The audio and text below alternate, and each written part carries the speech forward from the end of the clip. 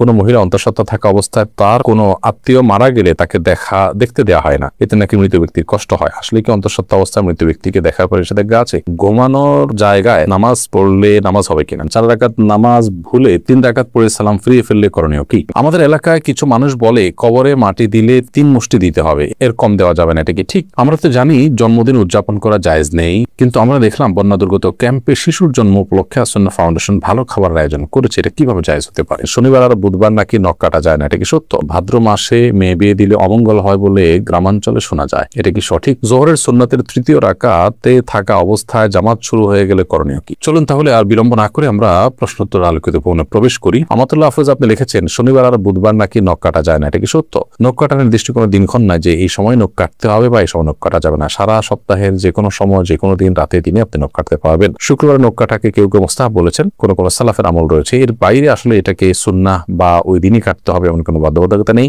আর নিষেধাজ্ঞা তো কোনো দিনের জন্যই নাই। বিদায় শনিবার বুধবারে নখ কাটা যাবে না মর্মে কথা যদি কেউ বলে থাকেন সেটি নিছকই কুসংস্কার এবং দলিলবিহীন একটি কথা। এমনি আমজাদ হোসেন আপনি লিখেছেন ঘুমানোর জায়গায় নামাজ পড়লে নামাজ হবে কিনা? যে জায়গাটা আপনি ঘুমিয়ে থাকেন বা শুয়ে থাকেন বা যেটা আপনার শোবার ঘর, শোয়ার জায়গা, সেখানে নামাজ পড়েছেন, যদি পবিত্র হয়, পাক হয়, নামাজ হয়ে যাবে, কোনো অসুবিধা নেই। তবে নামাজের যাতে মনোযোগ থাকে সেরকম জায়গা থাকা উচিত। ধরুন সেখানে ঘুমানোর জায়গা, সেখানে হয়তো কালারফুল না বিছানা টিছানা আছে, সেটা আপনার মনোযোগ নষ্ট হতে পারে, এরকম হলে সেখানে বিছানা বিছিয়ে নেবেন, জানামাজ বিছিয়ে নেবেন বা এমন কিছু বিছিয়ে নেবেন যে আপনার মনোযোগকে নষ্ট না করে। আমাদের এলাকায় কিছু মানুষ বলে কবরে মাটি দিলে 3 মুষ্টি দিতে হবে, এর কম দেওয়া যাবে না, এটা কি ঠিক? না, এরকম কোনো বাধ্যবাধকতা নেই যে কবরে মাটি 3 মুষ্টির কম দেওয়া যাবে না, দিলে কোনো হবে এমন কোনো কথা নেই। কবরে মাটি আপনি 3 মুষ্টি, 5 মুষ্টি, 7 মুষ্টি, 6 মুষ্টি, যা খুশি দিতে পারেন, এমনকি মুষ্টিতে দিতেই হবে এমন কোনো বাধ্যবাধকতাও নেই। আপনি কোদাল দিয়ে দিতে পারেন, অন্য কোনো ভাবে দিতে পারেন।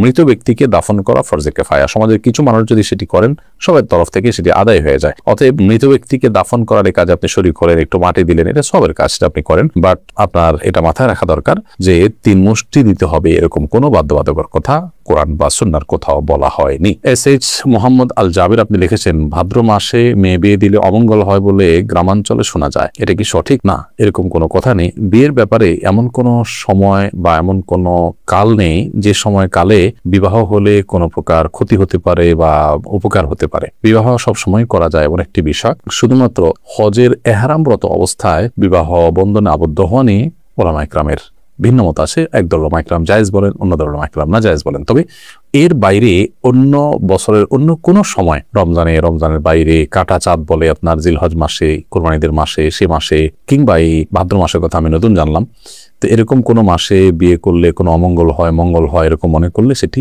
কুসংস্কার এবং বেদাত হবে। এ ধরনের কুসংস্কারের জন্য বিশ্বাসী হওয়া যাবে না। এমডি মুখলেসুর রহমান আপনি লিখেছেন 4 রাকাত নামাজ ভুলে 3 রাকাত পড়ে সালাম ফিরিয়ে ফেললে করণীয় কি? 4 রাকাত নামাজ যদি 3 রাকাত পড়ে সালাম ফিরিয়ে ফেলেন এবং সালাম ফেরানোর সাথে সাথে মনে পড়ে, তাহলে ওই অবস্থা আপনি দাঁড়িয়ে যাবেন, আরো 1 রাকাত যুক্ত করে তারপর শেষে সিজদায়ে সাহু দিবেন। ইনশাআল্লাহ তাতে আপনার সালাত আদায় হয়ে যাবে। যদি সালাম ফেরানোর পর কথাবার্তা বলেছেন, উঠা বসা করেছেন বা সালাত ভঙ্গকারী কোনো কিছু হয়েছে, হাঁটাচলা করেছেন, এরপরে আপনার মনে পড়েছে, তাহলে ওই সালাত পুনরায় আপনাকে আদায় করতে হবে। অর্থাৎ হাঁটাচলা করেছেন, উঠা বসা করেছেন, কথাবার্তা বলেছেন, এরপর আবার 1 রাকাত প্লাস করে সিজদায়ে সাহু দিলে কিন্তু আর হবে না। 4 রাকাত সালাতকে 3 রাকাত আদায় করেছেন, করে সালাম ফেরানোর সাথে সাথে মনে পড়লো বা সালাম ফিরিয়েছেন, কোনো সালাত ভঙ্গকারী আর কোনো কাজ করেননি, মনে পড়েছে, তাহলে তৎক্ষণাৎ তার সাথে আরো 1টি রাকাত যুক্ত করে সিজদায়ে সাহু দিবেন, সালাত হয়ে যাবে ইনশাআল্লাহ তাআলা। এমনি দেলোয়ার হোসেন লিখেছেন আমি গরু পালন করি, অনেক সময় গরুর প্রস্রাবের ছিটা কাপড়ে লাগে, এই কাপড় পরে নামাজ পড়া যাবে কি না? ভাই দেলোয়ার হোসেন, আপনি যে গরু লালন পালন করেন, এই গরু লালন পালন করতে গিয়ে যদি ছিটা পড়ে, সেই ছিটা যদি শুয়ের আগার সমপরিমাণ হয়, এরকম ক্ষুদ্র ক্ষুদ্র ছিটা যদি পড়ে 2-4টা, কোনো অসুবিধা নেই, এতে অসুবিধা হবে না। কিন্তু যদি অনেক বেশি পেশাব লাগে, ছিটা নয় বরং ফোঁটা পড়ে, অনেক ফোঁটা পড়ে, তাহলে সেক্ষেত্রে সেই কাপড় আপনাকে পরিবর্তন করে বা কাপড়ের সেই জায়গাটা ধুয়ে, যেখানে লেগেছে ধুয়ে আপনাকে নামাজ পড়তে হবে। আফরিদ জাহান লিখেছেন আমার বাসায় প্রচুর পিঁপড়া, বিশেষ করে রান্নাঘরে কাজের সময় পিঁপড়া কামড়ায় বলে অনেক পিঁপড়া মেরে ফেলি, এতে কোনো গুনাহ হবে কিনা? পিঁপড়া যদি আপনি মারেন এতে গুনাহ হবে না, কিন্তু আগুন দিয়ে পুড়িয়ে পিঁপড়া মারবেন না, পিঁপড়া নবী সাল্লাল্লাহু আলাইহি ওয়াসাল্লামের নিষেধাজ্ঞা রয়েছে। এর বাইরে আপনার পিঁপড়ার উপদ্রব থেকে বাঁচার জন্য আপনি সেটা মেরে ফেলতে পারেন। যে কোনো প্রাণী আমাদের যদি উপদ্রবের কারণ হয় তাহলে সেটা থেকে আত্মরক্ষার জন্য আমরা সেটি মারতে পারি, কিন্তু নির্মমভাবে বা অপ্রয়োজনে কষ্ট দিয়ে তাকে তিলে তিলে শেষ করা বলতে যেটা বোঝানো হয় সেটা করা যায় হবে না। হাসানুল সি আমাদের লিখেছেন, শুনেছি কেউ নেশাগ্রস্ত হলে 40 দিন ইবাদত কবুল হয় না। এখন প্রশ্ন হলো, কেউ নেশা করার পর 40 দিন না হওয়ার আগেই যদি তার ভুল বুঝতে পারে এবং তওবা করে ফিরে আসতে চায় তবে কি সে ইবাদত করতে পারবে? প্রথম কথা হলো, ইবাদত তো করতেই হবে তাকে। পারবে মানে কি? ইবাদত করতে শুধু পারবে না, ইবাদত করাটা তার জন্য আবশ্যক। 40 দিন ইবাদত কবুল হবে না এই ভেবে তিনি যদি 40 দিন নামাজ পড়া বাদ দিয়ে রাখেন তাহলে তো ডাবল গুনাহ হবে তার। কবুল না হওয়ার দুইটা অর্থ আছে। একটা অর্থ হলো যে বিশুদ্ধই হবে না, আরেকটা হলো যে ইবাদত করেছেন সেটা কাগজে কলমে বিশুদ্ধ হয়েছে, বাট আল্লাহ তাআলার কাছে সেটা অ্যাকসেপ্টেবল হবে না। তো এখানে নেশাগ্রস্ত হলে 40 দিন ইবাদত কবুল হবে না মানে দ্বিতীয়টা উদ্দেশ্য, অর্থাৎ আপনি সঠিকভাবে যথাযথভাবে করে থাকলে আপনার নামাজ হয়ে গেছে, বাট আল্লাহর কাছে সেটা কাউন্টেবল হবে না, অ্যাকসেপ্টেবল হবে না। এখন প্রশ্ন করতে পারে, আল্লাহর কাছে অ্যাকসেপ্টেবল না হলে করে লাভ কি? উত্তর হবে যে আপনি করে দায়মুক্ত হলেন, অন্তত আপনাকে আল্লাহ নির্দেশ করেছেন, নির্দেশ পালন করেছেন, সে কাজটা অন্তত হয়েছে। আল্লাহ কবুল কি করলেন না সেটা তো আরেকটা বিষয়। তো এই জন্য এরকম পরিস্থিতিতে নামাজ বা অন্যান্য ইবাদতগুলো আমাদের ঠিক অব্যাহত রাখতে হবে। জোহরের সুন্নতের তৃতীয় রাকাতে থাকা অবস্থায় জামাত শুরু হয়ে গেলে করণীয় কি? জোহরের সুন্নতের তৃতীয় রাকাতে আপনি আছেন, এমন অবস্থায় জামাত শুরু হয়ে গেলে আপনি আরেক রাকাতের সাথে প্লাস করবেন এবং তাড়াতাড়ি সেটা শেষ করে জামাতে শামিল হয়ে যাবেন। এক্ষেত্রে নামাজ ভেঙে ফেলবেন না। এটাই হলো ফুকায়ে আহনাফের মত এবং এটা অধিকতর শক্তিশালী। আল্লাহ সুবহানাহু ওয়া তাআলা বলেছেন কোরআনে কারিমে, লা তুবতিলু আমালাকুম, তোমরা তোমাদের আমলকে বাতিল করে দিও না, নষ্ট করে দিও না। যদিও হাম্বলি মাযহাবের উলামা ইকরাম অনেকেই বলেন যে এরকম পরিস্থিতিতে আপনি নামাজ ছেড়ে দিয়ে জামাতে শামিল হবেন, কারণ নবী করিম সাল্লাল্লাহু আলাইহি ওয়াসাল্লাম বলেছেন, ইযা উকিমাতিস সালাতু ফালা সালাতা ইল্লাল মাকতুবা, যখন ফরজ নামাজের একামত হয়, একামত হলে তখন ফরজ নামাজ ছাড়ার কোন নামাজ পড়া জায়েজ নয়, যার কারণে আপনি সেটা ছেড়ে দিবেন। এরকম মত তারা দিয়ে থাকেন।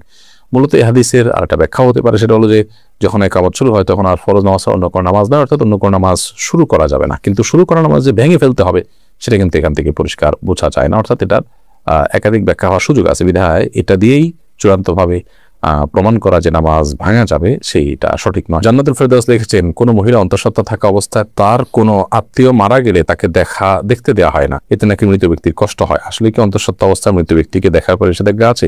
সম্পূর্ণ ভিত্তিহীন এবং কুসংস্কারের জন্য কথা। অন্তঃসত্ত্বা থাকা অবস্থায় অনেকগুলো কুসংস্কারের কথা আমরা জানি। এটা কাটা যায় না, সেটা কাটা যায় না, তারপরে চন্দ্রগ্রহণ হলে বাহির হওয়া যায় না, তারপর এই যে আরেকটা নতুন করে শুনলাম যে কোনো আত্মীয় মারা গেলে তাকে দেখা যায় না। একেবারেই ভিত্তিহীন কথা। আপনি যাদেরকে জীবদ্দশা দেখতে পারতেন মৃত্যুর পর তাদেরকে দেখতে পারবেন। ধরুন আপনার শ্বশুর মারা গেছে, তো আপনি তাকে দেখতে পারবেন, যার সাথে আপনার দেখা দেওয়া যায় তাকে আপনি দেখতে পারবেন। অন্তঃসত্ত্বা হওয়া বা না হওয়ার কোনো সম্পর্ক এর সাথে বা এর কারণে কোনো পার্থক্য বিধানের ক্ষেত্রে হবে না। আমরা তো জানি জন্মদিন উদযাপন করা জায়েজ নেই, কিন্তু আমরা দেখলাম বন্যা দুর্গত ক্যাম্পে শিশুর জন্ম উপলক্ষে আসন্না ফাউন্ডেশন ভালো খাবারের আয়োজন করেছে। এটা কিভাবে জায়েজ হতে পারে? দেখুন, প্রথম কথা হলো যে শিশুর জন্মের দিনটি, যে দিনে সে জন্মগ্রহণ করেছে, এই দিনটিতে বাবা মা আত্মীয় স্বজন সবাই আনন্দিত, এবং সেই দিনে আনন্দিত হয়ে তারা যদি ভালো খাবার খান, মিষ্টি কিনেন, এটা না জায়েজ পৃথিবীতে কেউ কোনোদিনই বলেনি।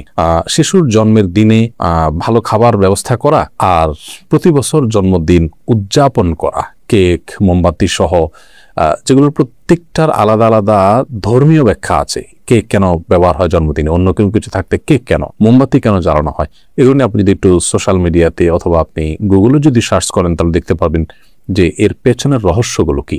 অতএব ওই জিনিসগুলো একটা, আর জন্ম হয়েছে শিশুর, সে উপলক্ষে ওই দিনে মিষ্টি খেলেন, ভালো রান্না করলেন, যে কোনো আনন্দের ঘটনাকে কেন্দ্র করেই তো আমরা ভালো কিছু খাই।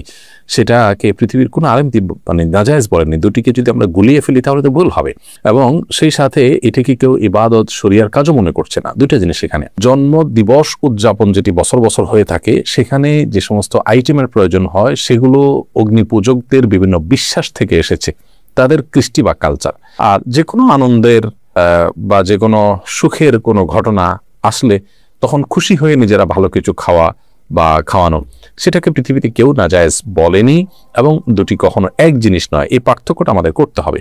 আমরা অনেক সময় এই বিষয়গুলোকে গুলিয়ে ফেলি। অ্যাক্সিডেন্টের কারণে আমার পায়ে প্লাস্টার লাগানো হয়েছে, এটা ভেজানো যাবে না, এমত অবস্থায় গোসল ফরজ হলে কি করব? অ্যাক্সিডেন্টের কারণে আপনার পায়ে যে প্লাস্টার লাগানো হয়েছে পায়ে বা হাতে, সেই প্লাস্টার যদি বেচানো না যায় পানিতে, তাহলে ওখানে প্লাস্টিক দিয়ে বিভিন্নভাবে পেঁচিয়ে তারপর আপনি গোসল করবেন। আর যদি সেখানে প্লাস্টিক দিয়ে পেঁচিয়ে গোসল করলেও পানি লেগে যাওয়ার আশঙ্কা থাকে, তাহলে কোনোভাবে কোনো কিছুতে রেখে উঁচুতে কোনোটা মোড়াতে বা কিছুতে রেখে এরপর আপনি আলতো করে পানি দিয়ে বাকি শরীর ধুবেন, এবং সেই ব্যান্ডেজের জায়গাটা বা প্লাস্টারের জায়গাটা ভিজা হাত দিয়ে উপর দিয়ে আপনি মুছে নেবেন, ব্যাস, তাতে ইনশাআল্লাহ আপনার গোসল হয়ে যাবে। একইভাবে আপনি উযুও করবেন। এমডি মুস্তাফিজুর রহমান লিখেছেন, তেলাওয়াতের সেজদার বিধান কি? যদি সেজদা না করা হয় তাহলে কি গুনাহ হবে? ভাই মুস্তাফিজুর রহমান, তেলাওয়াতের সেজদা দেওয়া ওয়াজিব। আপনি কোরআন কারীমের সেজদার যে আয়াতগুলোতে সেজদা বিষয়ক নির্দেশনা রয়েছে এবং তার পাশে সেজদা লেখা আছে, এগুলো তেলাওয়াত করলে আপনাকে সেজদা দিতে হবে। আর সেজদা যদি আপনি না করেন, যেহেতু ওয়াজিব, অতএব ওয়াজিব তরকের গুনাহ হবে।